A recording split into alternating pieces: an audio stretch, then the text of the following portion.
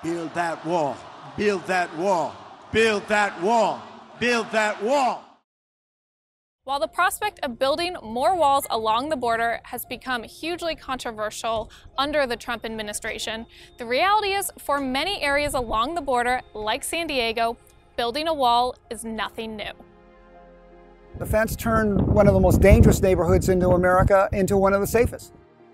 I grew up here, I learned to play here. We used to cross the border back and forth in the old days, chasing rabbits with our bow and arrow. How has it changed between then and now? In the 80s, it started getting very ugly. The criminal element got really big. The valley literally became one of the most dangerous neighborhoods in America. Once it reached that critical stage, people realized they had to do something, that the criminals were taking advantage of the lack of control. I worked here when the fences weren't here, when there was just a little chain link fence over there, and it was out of control. There was 300 people here. They put babies over the fence. They were throwing soccer balls of heroin over. In 1986, before any major walls or fences separated the border between San Diego and Mexico, Border Patrol agents in this region apprehended more than 600,000 people, accounting for 1/3 of all border apprehensions that year. Construction of the primary wall, which covers 46 miles and stands between 8 and 10 feet tall, began in 1991. Construction of a secondary fence, which stands between 14 and 18 feet high, covering 13 miles of the border, began in 1997. Today, the San Diego sector now accounts for only a small fraction of total apprehensions along the border each year. You've actually got businesses right on the border now. If you take a picture of an aerial photograph or just shoot down the fence, you'll see Mexico has built right to the fence. They have businesses and homes right on the fence. We've backed off and been intimidated because of the illegal and the crime problem.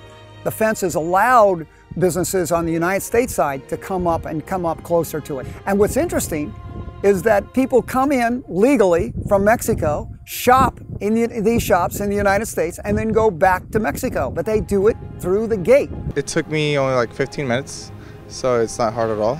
I'm sure there's other days that are busier than today, so that wasn't my case today, so it was pretty easy.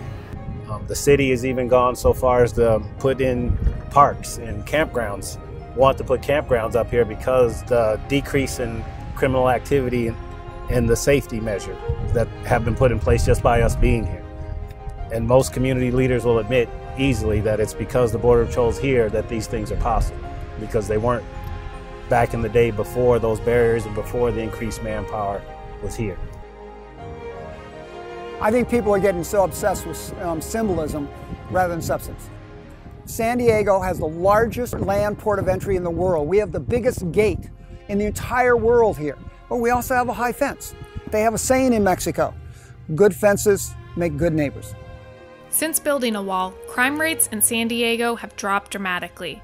In 1989, there were more than 100,000 total crimes committed, and last year, there were just under 34,000. Do you think that there are any lessons to be learned in San Diego, and that the type of infrastructure that's put into place here could or should be replicated in other areas? Physical structures can be a major aid at law enforcement. And the people that really are victims when you lose law enforcement are the weak and the vulnerable.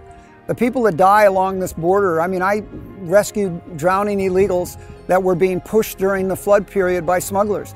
They were walking across, they didn't know the dangers. The fence sends a very clear message to everybody before they even try to cross the border.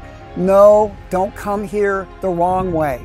If you want to come to America, come here through the gates.